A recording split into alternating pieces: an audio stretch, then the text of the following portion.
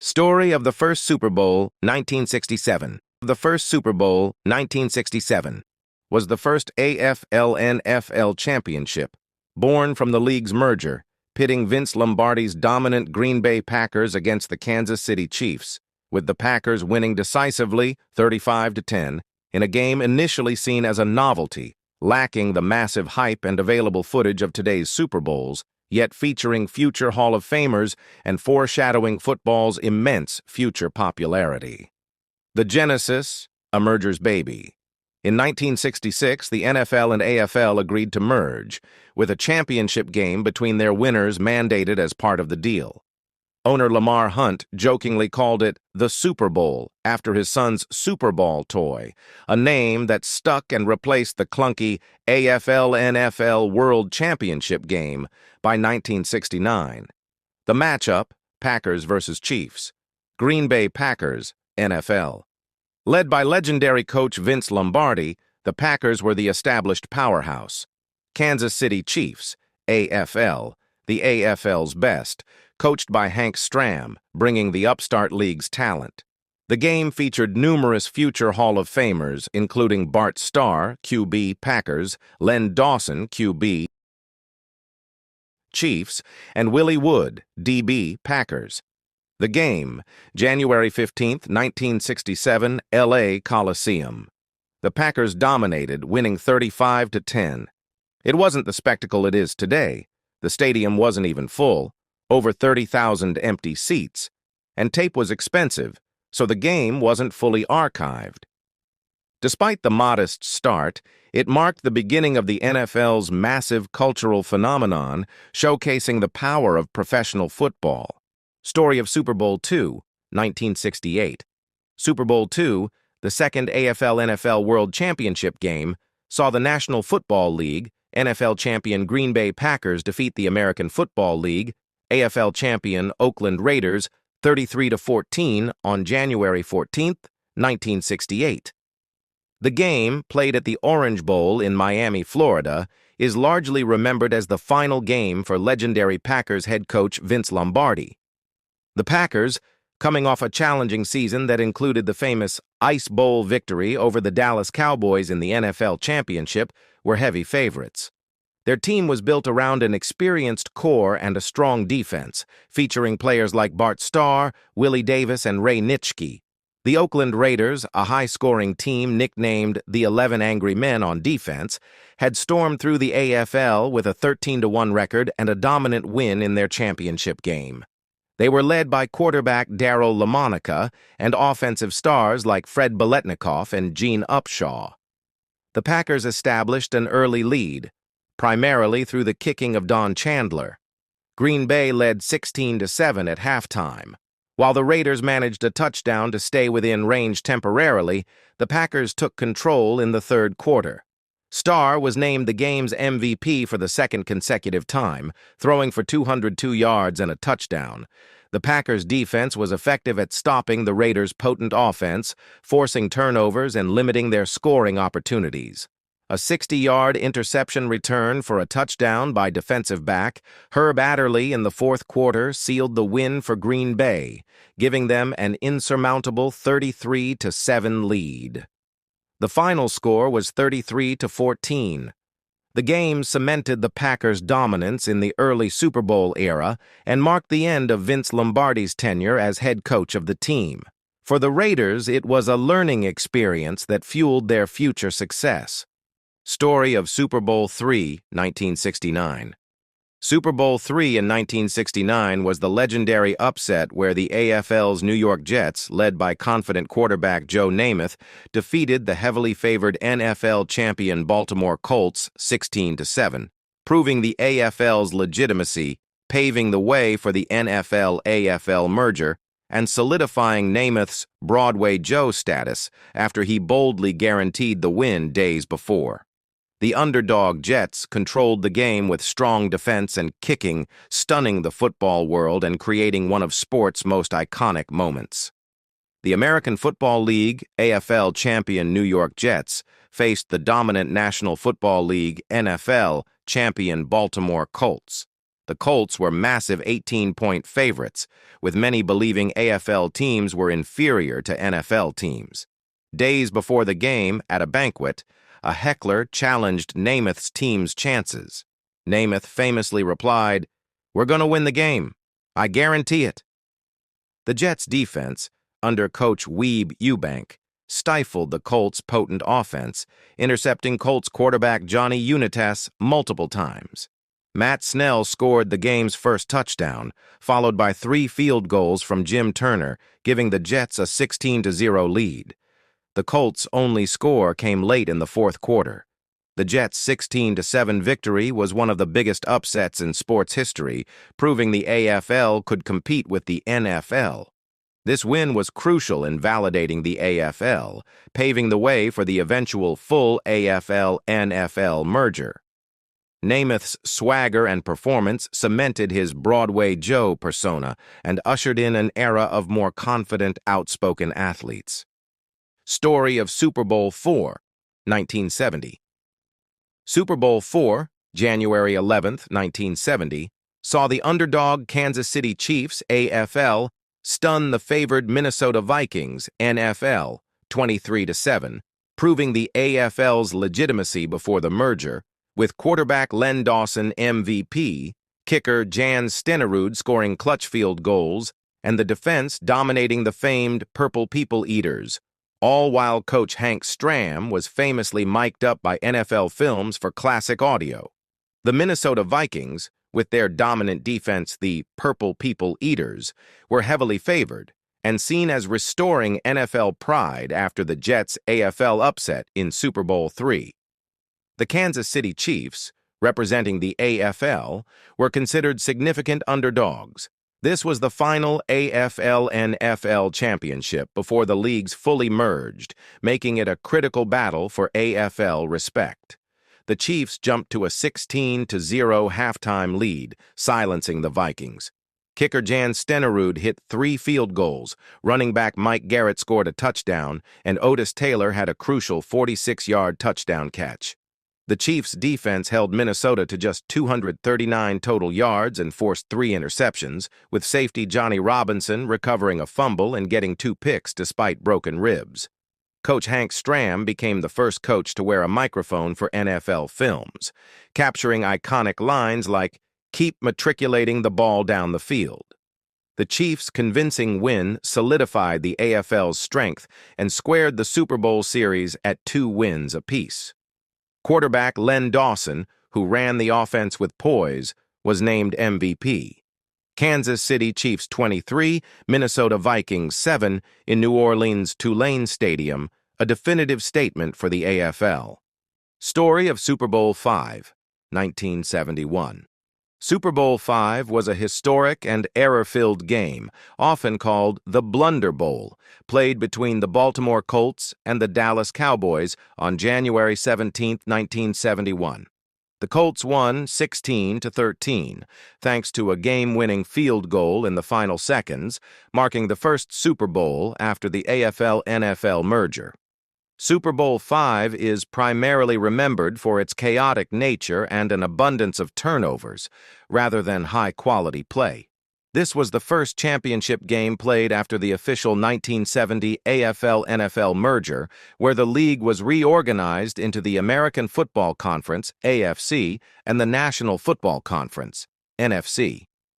The winner would be the first post-merger NFL champion. The game pitted the AFC champion Baltimore Colts against the NFC champion Dallas Cowboys. Both teams were looking for a championship victory. The game saw a total of 11 turnovers, including 5 in the fourth quarter alone, leading to its infamous Blunder Bowl nickname. Both offenses struggled with fumbles and interceptions throughout the game. In a surprising twist, the Most Valuable Player award went to Cowboys linebacker Chuck Howley, even though the Cowboys lost. This remains the only time in Super Bowl history that a player from the losing team has been named MVP.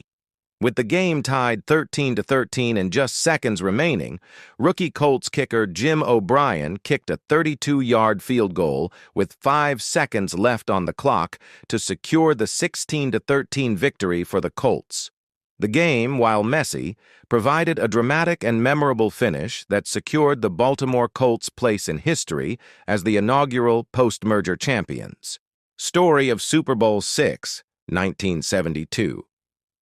Super Bowl VI was a historic victory for the Dallas Cowboys, who defeated the Miami Dolphins 24-3 on January 16, 1972, at Tulane Stadium in New Orleans.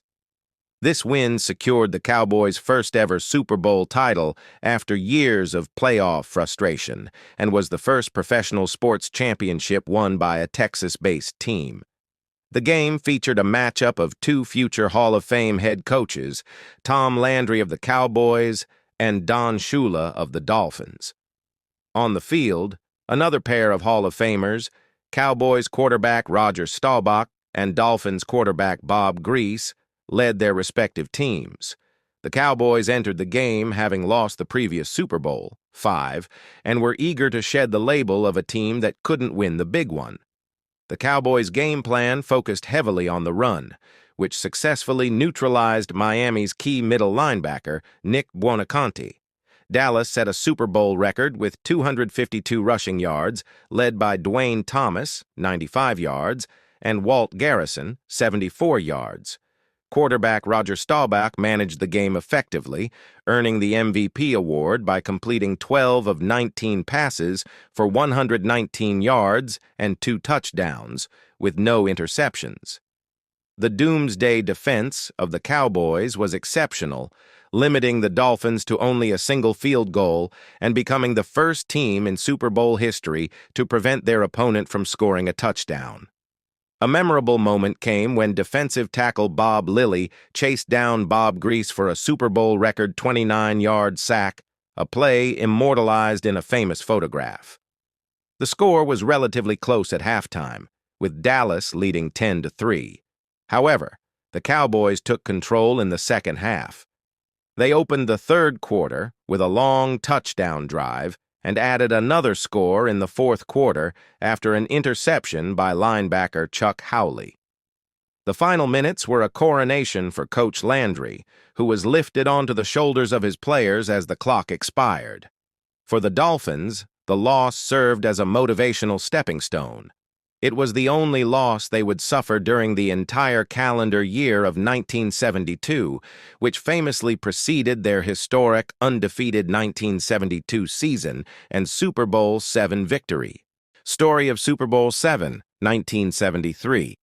Super Bowl VII, played on January 14, 1973, featured the Miami Dolphins defeating the Washington Redskins 14-7 to complete the only perfect undefeated season in NFL history, 17-0.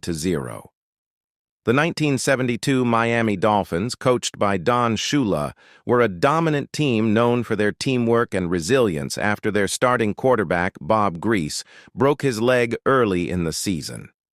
Backup Earl Morrall stepped in and led the team through most of the regular season before Grease returned for the playoffs. The game was held at the Los Angeles Coliseum and was the warmest Super Bowl on record, at 84 degrees Fahrenheit. The Dolphins took a 14-0 lead into the fourth quarter. Washington's only points came late in the game after a blocked field goal attempt resulted in a fumble, which was returned for a touchdown in a famous play known as Garrow's Gaff. The Dolphins' defense held strong, securing the 14-7 victory. The win cemented the Dolphins' 1972 team as the only one in the modern NFL era to complete a perfect season, a record that stands to this day. Story of Super Bowl VIII, 1974. Super Bowl VIII was an American football game played on January 13, 1974, at Rice Stadium in Houston, Texas. It was a dominant victory for the Miami Dolphins, who defeated the Minnesota Vikings 24-7 to win their second consecutive Super Bowl title.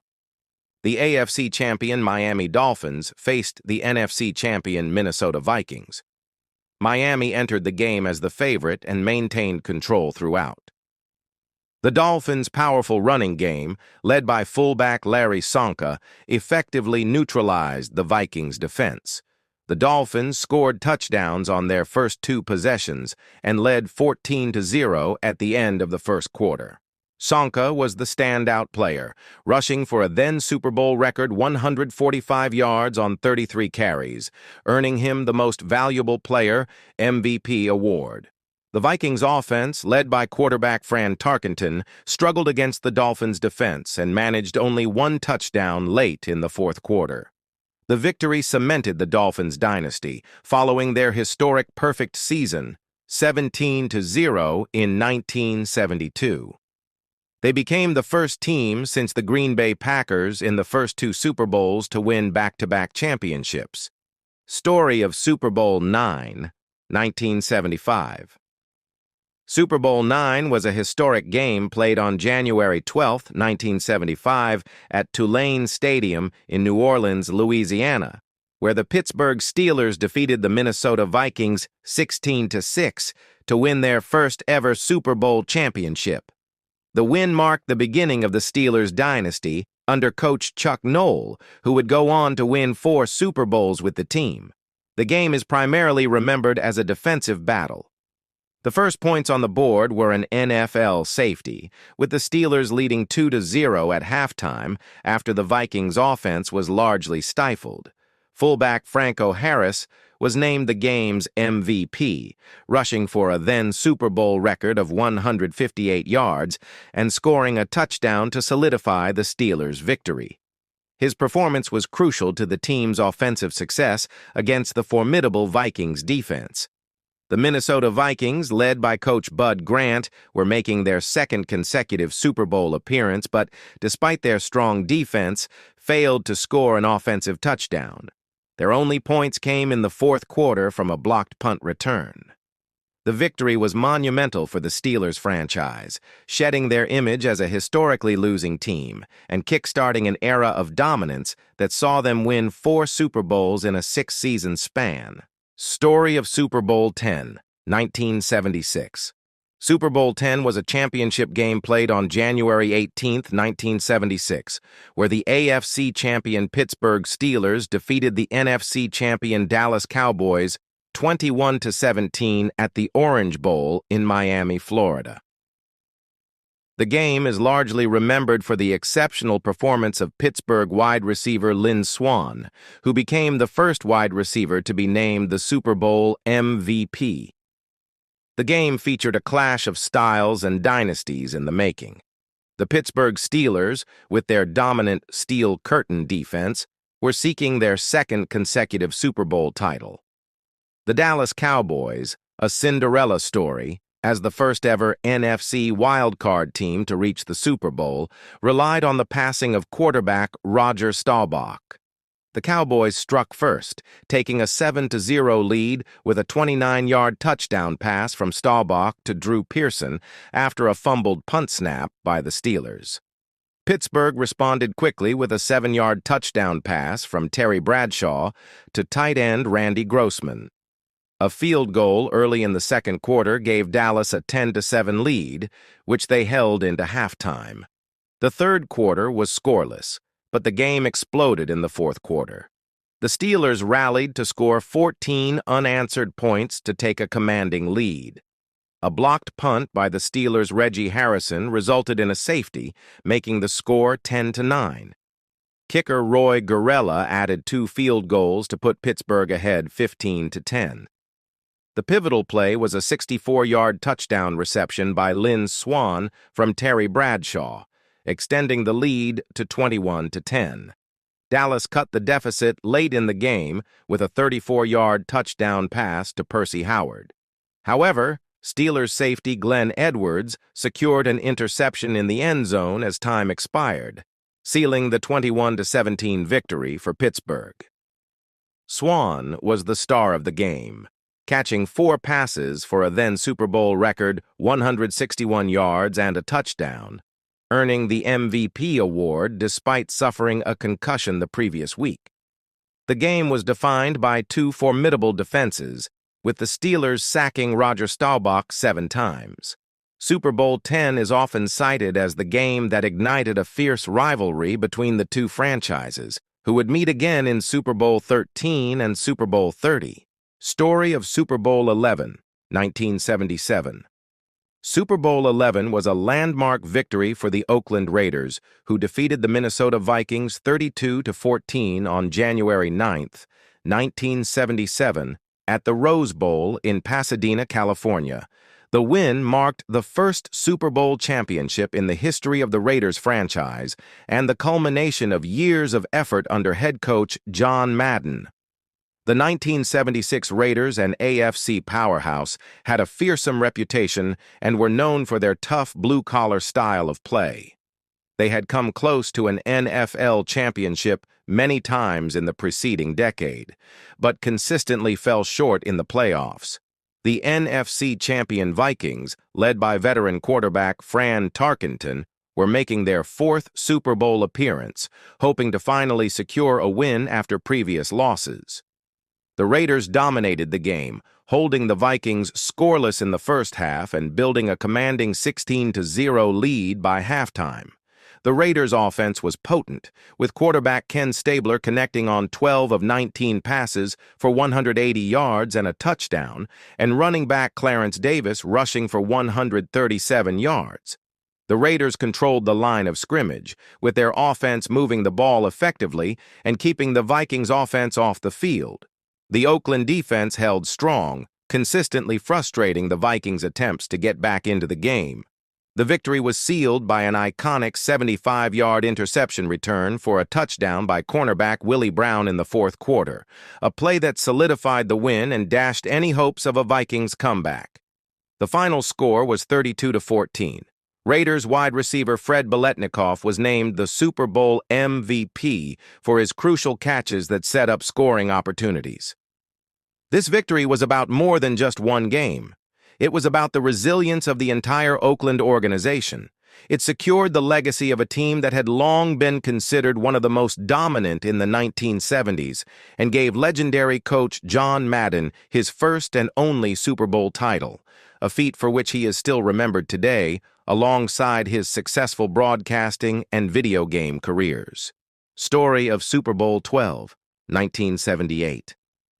Super Bowl XII was a dominant victory for the Dallas Cowboys over the Denver Broncos, largely remembered for the exceptional performance of the Dallas Doomsday Defense. Held on January 15, 1978 at the Louisiana Superdome in New Orleans, Louisiana, the game pitted two rival quarterbacks against each other, the Cowboys' Roger Staubach and the Broncos' Craig Morton. Morton had a history with Dallas, having previously led the team to a Super Bowl appearance, adding a layer of personal narrative to the contest. The primary story of Super Bowl XII was the overwhelming dominance of the Dallas defense. The Doomsday Defense effectively neutralized the Broncos' offense, forcing a Super Bowl record 8 turnovers, 4 interceptions, and 4 fumbles lost. Denver quarterback Craig Morton had one of the worst performances in Super Bowl history, completing only 4 of 15 pass attempts for a mere 39 yards and throwing 4 interceptions, resulting in a passer rating of 0.0 before eventually being replaced by backup Norris Weese. Dallas rookie running back Tony Dorsett scored a 3-yard touchdown run in the first quarter. The Cowboys built a 13-0 halftime lead through a touchdown and field goals by Efrain Herrera. Roger Staubach threw a 45-yard touchdown pass to Butch Johnson in the third quarter. Despite a 67-yard kickoff return by Denver's Rick Upchurch leading to a touchdown, the Broncos couldn't mount a comeback. The Cowboys sealed the win with a 29-yard touchdown pass from running back Robert Newhouse to tight end Jackie Smith. The final score was Dallas Cowboys 27, Denver Broncos 10. In a testament to the defense's performance, the MVP award was shared for the first and only time in Super Bowl history by 2 defensive players, Cowboys defensive ends Randy White and Harvey Martin. The victory secured the Cowboys' second Super Bowl title. Story of Super Bowl XIII, 1979. Super Bowl XIII, played on January 21, 1979, was a thrilling and historic Battle of Champions rematch between the Pittsburgh Steelers and the Dallas Cowboys. The Steelers defeated the Cowboys 35-31 to become the first team to win 3 Super Bowl titles. Held at the Miami Orange Bowl, the game featured a record 26 future Hall of Famers, highlighting the immense talent on both sides. Both teams had previously won 2 Super Bowls, and the winner would be the first to reach the 3-championship milestone. The anticipation was that this could be the best Super Bowl ever, and it delivered a highly dramatic contest. The game was tightly contested from the start, with both teams exchanging scores. A key turning point occurred when the Steelers were leading 21-14 in the third quarter. The Cowboys had a chance to tie the game, but tight end Jackie Smith, a future Hall of Famer, dropped a wide-open touchdown pass from Roger Staubach in the end zone. Dallas settled for a field goal, a crucial 4-point difference that proved significant by the game's end. Early in the fourth, Steelers quarterback Terry Bradshaw fumbled a snap, and Dallas linebacker Mike Hegman returned it for a 37-yard touchdown, briefly tying the game at 21-21. Pittsburgh quickly regained control with 2 touchdowns, including a long pass to Lynn Swann, building a commanding 35-17 lead with just over 7 minutes remaining. The Cowboys mounted a furious comeback, scoring 2 touchdowns in the final minutes to pull within 4 points, 35-31, with 22 seconds left. Dallas attempted an onside kick to get one last chance, but Steelers fullback Rocky Bleier recovered the ball, sealing the victory for Pittsburgh. Steelers quarterback Terry Bradshaw was named the game's MVP, setting Super Bowl records at the time with 318 passing yards and 4 touchdown passes. The game is remembered for its back-and-forth nature, big plays, and the sheer number of legendary players on the field, cementing its place as one of the greatest Super Bowls of the 1970s. Story of Super Bowl XIV, 1980.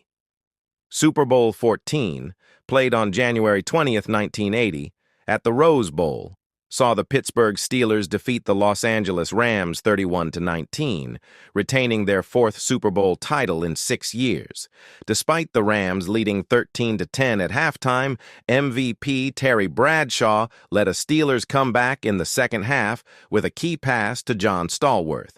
Pittsburgh cemented their position as the dominant team of the 1970s with their 4th victory, a record at the time.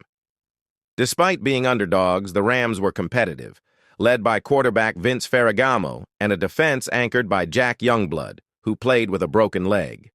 Steelers defensive end Jack Lambert threw a crucial interception in the fourth quarter, setting up the game-tying touchdown. Bradshaw finished with 309 yards and 2 touchdowns, winning his 2nd consecutive Super Bowl MVP award. Despite being played on the Rams' home field, the stadium was packed with Steelers fans, giving Pittsburgh a home field atmosphere. This game is remembered as one of the toughest and most memorable wins of the Steelers dynasty of the 1970s. Story of Super Bowl XV, 1981. Super Bowl XV, played on January 25, 1981, at the Louisiana Superdome, saw the Oakland Raiders defeat the Philadelphia Eagles 27-10. The Raiders became the first wild-card team to win the Super Bowl. Jim Plunkett, the game's MVP, led the way with 261 yards passing and 3 touchdowns, emphasizing Oakland's dominance in a historic, emotional victory 5 days after the Iran hostage crisis ended. The heavily favored Oakland Raiders won their 2nd Super Bowl title by dominating the Philadelphia Eagles, 27-10. This was the Eagles' first Super Bowl appearance. Quarterback Jim Plunkett, who had been considered a bust but rebounded to become the NFL Comeback Player of the Year, threw 3 touchdowns, 2, 50, and 29 yards. Linebacker Rod Martin set a Super Bowl record by intercepting Ron Jaworski, Eagles quarterback, 3 times. The Raiders led 14-0 in the first quarter thanks to touchdowns from Cliff Branch and Kenny King, making it difficult for the Eagles to catch up. The game took place 5 days after the end of the Iran hostage crisis, marked by giant yellow ribbons around the Superdome and a patriotic atmosphere. Despite being favored, the Eagles, led by coach Dick Vermeil, played a tense and inconsistent game in their first appearance. The Raiders, under coach Tom Flores, demonstrated their commitment to excellence, with solid play on both sides of the ball, proving their strength as a wild card team. Story of Super Bowl XVI, 1982. Super Bowl XVI, played on January 24, 1982, at the Pontiac Silverdome, Michigan, was a pivotal moment that marked the birth of the San Francisco 49ers dynasty and was the first Super Bowl held in a winter-themed city. The 49ers defeated the Cincinnati Bengals 26-21 to win their first NFL championship. This was the first Super Bowl appearance for both teams, with the 49ers, 13-3, and Bengals, 12-4, dominating the regular season. Led by coach Bill Walsh and young quarterback Joe Montana, the 49ers rebounded from 2-14 records in 1978 and 1979 to become world champions. Despite being played indoors at the Silverdome, the extreme cold outside caused traffic jams, even stranding the 49ers team bus and delaying its arrival to the stadium. The 49ers dominated the first half with a score of 20-0, which at the time was the largest halftime lead in Super Bowl history. Joe Montana scored a touchdown on a 1-yard run and a touchdown pass to Earl Cooper. In the third quarter, the Bengals rallied and closed to within 20-7. However, the 49ers made a crucial goal line stand. The Bengals failed to score from 1 yard out on 4 attempts, stifled by a 49ers defense led by Ronnie Lott and Jack Hacksaw Reynolds. Although the Bengals rallied in the second half and scored more touchdowns, 3-2, the 49ers won 26-21 thanks to 4 field goals from Ray Wersching. 49ers quarterback Joe Montana was named Most Valuable Player, MVP, after completing 14 of 22 passes for 157 yards and a touchdown.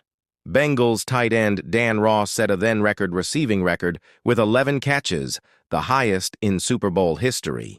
Story of Super Bowl XVII, 1983. On January 30, 1983, the Washington Redskins defeated the Miami Dolphins 27-17 in Super Bowl XVII, capturing their first NFL title since 1942. Led by coach Joe Gibbs and RB John Riggins, who set a record 166 rushing yards and was named MVP, the Redskins scored 17 unanswered points in the second half after trailing. This iconic game featured the Hogs' offensive line and Riggins' legendary 43-yard touchdown run. The 1982 season was shortened to 9 games due to a player's strike. The Redskins, considered a misfit team, reached the final with an 8-1 record. The Miami Dolphins led 17-10 at halftime, fueled by a 76-yard touchdown pass from David Woodley to Jimmy Cefalo and a 98-yard kickoff return. In the second half, the dominance of the Washington Hogs' offensive line took over. John Riggins scored the winning 43-yard touchdown on a 4th-1, 4th down and 1 yard, with 10 minutes and 1 second remaining, known as the 70-chip play. John Riggins was named MVP after rushing 38 times for 166 yards, a Super Bowl record at the time. Washington controlled the game in the second half, holding off Miami and scoring 17 consecutive points to secure a 27-17 victory at the Rose Bowl in Pasadena. Story of Super Bowl XVIII, 1984. Super Bowl XVIII, played on January 22, 1984 at Tampa Stadium, is often remembered as Black Sunday for the Washington Redskins, who were overwhelmingly defeated by the Los Angeles Raiders. The Raiders, in just their second season in Los Angeles, secured their third world championship with a decisive 38-9 victory. Entered as heavy favorites and defending Super Bowl XVII champions, they had the league's best record, set a then NFL record for points scored, 541, and boasted the top-ranked run defense. They were considered a potential dynasty, led by MVP quarterback Joe Theismann and running back John Riggins, were seen as underdogs despite having a dominant season. Their team was built on a commitment to excellence under coach Tom Flores. The Raiders' strong performance in all aspects of the game led to a crushing defeat for Washington. The Raiders took an early lead when Derek Jensen blocked a punt and recovered it for a touchdown. Jim Plunkett's touchdown pass to Cliff Branch extended their lead. A key turning point came late in the first half when Raiders linebacker Jack Squirek intercepted a screen pass for another touchdown, giving the Raiders a significant 21-3 halftime advantage. In the second half, after a Washington touchdown, Marcus Allen scored 2 touchdowns, including a remarkable 74-yard run that set a Super Bowl record at the time, had a record-breaking performance with 191 rushing yards and 2 touchdowns, sacked Theismann 6 times and intercepted him twice. The play of cornerbacks Mike Haynes and Lester Hayes was crucial in limiting Washington's passing game. Los Angeles Raiders 38, Washington Redskins 9. Story of Super Bowl 19, 1985. Super Bowl 19. January 20th, 1985 featured the San Francisco 49ers, 18-1, dominating the Miami Dolphins, 16-3. 38-16 at Stanford Stadium. Joe Montana led the 49ers with 331 passing yards and 4 total touchdowns, MVP, surpassing Dan Marino. The 49ers' defense stifled the Dolphins' aerial attack, limiting them to just 25 yards, marking the NFC's leading offensive record of the era. The game was promoted as a duel between 2 legendary quarterbacks, Joe Montana and Dan Marino. This was Marino's only Super Bowl appearance. The Dolphins led 10-7 in the first quarter. However, the 49ers dominated the rest of the game, scoring 28 consecutive points in the second and third quarters. San Francisco broke a Super Bowl record with 537 yards of total offense. The 49ers' defense successfully limited Dan Marino, recording 4 sacks and 2 interceptions. Joe Montana was named MVP, completing 24 of 35 passes for 331 yards and 1 rushing touchdown. This Super Bowl confirmed the 49ers' dominance in the 1980s, securing their second title in 4 years. Story of Super Bowl 20, 1986. Super Bowl 20, played on January 26, 1986, at the Louisiana Superdome in New Orleans, is remembered as the crowning achievement of the 1985 Chicago Bears, one of the most dominant teams in NFL history. The Bears defeated the New England Patriots 46-10, setting a then record for the largest margin of victory, 36 points, in Super Bowl history. The 1985 Bears, coached by Mike Ditka and led by defensive coordinator Buddy Ryan, were known for their 46 defense. They finished the regular season 15-1, with their only loss coming against the Miami Dolphins. The Bears entered the Super Bowl after completely shutting out their opponents in the playoffs, beating the New York Giants 21-0 and the Los Angeles Rams 24-0. The team was famous for their swagger, showcased in their Super Bowl Shuffle rap video, and for their punky QB, Jim McMahon. The New England Patriots, led by Coach Raymond Berry, were wild-card underdogs who fought to reach the Super Bowl by winning 3 consecutive playoff games on the road against the Jets, Raiders, and Dolphins. The Patriots provided a brief scare, scoring the fastest points in Super Bowl history when Tony Franklin kicked a 36-yard field goal just 1 minute 19 seconds into the game after a Walter Payton fumble. After the early field goal, the Bears' defense took over. They limited the Patriots to just 7 rushing yards and a total of 123 yards for the entire game. Defensive end Richard Dent was named MVP, contributing 1.5 sacks and leading a defensive unit that recorded 7 sacks and 6 turnovers. Quarterback Jim McMahon scored 2 rushing touchdowns, becoming the first quarterback to do so in a Super Bowl. Rookie defensive tackle William the Refrigerator Perry also scored a memorable touchdown, plunging over from the 1-yard line. The Bears led 23-3 at halftime, and the game was never in doubt in the second half.